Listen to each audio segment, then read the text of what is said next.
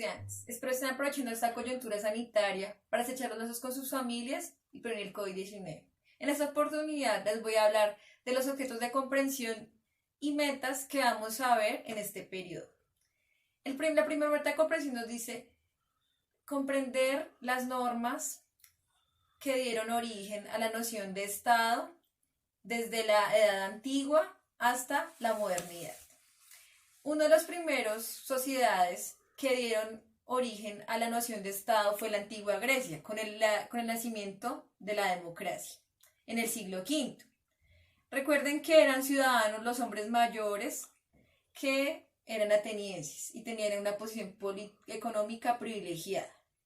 Además, es importante esa organización política que se dio con las ciudades-estado o las polis griegas. ¿Qué son las ciudades-estado? Son ciudades en las cuales tienen su propio gobierno y sus propias leyes. También es importante hacer hincapié en cómo más adelante en la antigua Roma ellos heredan muchos de la organización política de Roma, lo cual se manifiesta en también tener senados, que eran los senados conformados por ancianos que tomaban decisiones estatales y también reemplazaban al emperador en las épocas de volver a elegirse el nuevo emperador.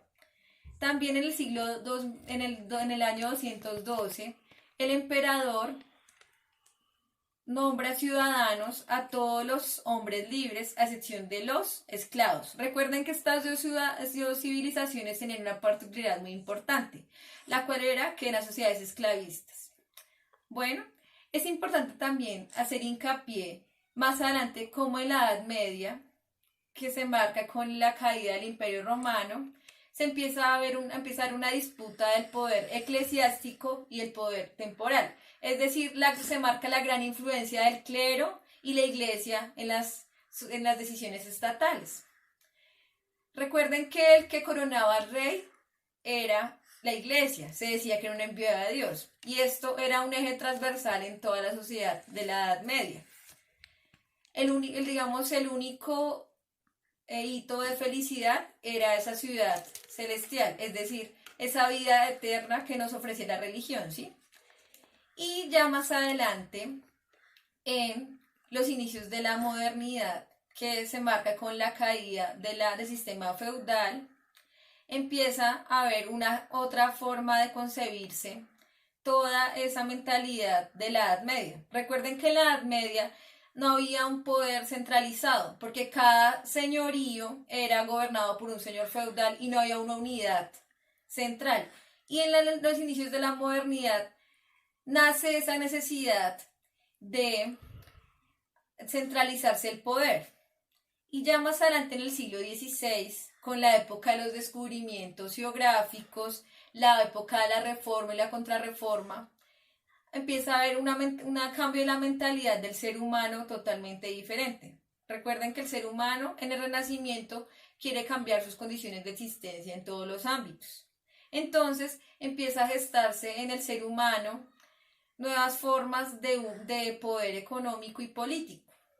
También en esta época es importante porque empieza a gestarse el origen de la doctrina absolutista. ¿Qué es el absolutismo? Es la teoría en la cual debía centrarse el poder en el rey y darle mayor poder, valga la redundancia, porque todavía estábamos en una época en la cual se le daba mucha importancia al poder eclesiástico por encima del poder temporal. En este punto es importante hacer hincapié porque se nos une con la segunda meta comprensión, la cual es comprender los sistemas políticos y jurídicos desde la Edad Media hasta la modernidad. Y recuerden que este eje lo atraviesa el nacimiento del absolutismo. Bueno, chicos, en este punto es importante que ustedes tengan claro el ser muy juiciosos con los objetos de conocimiento, también buscar otras fuentes de conocimiento, ser autodidactas, ¿sí? Recuerden la importancia de la historia. La historia no es solo un recuento de los hechos del pasado.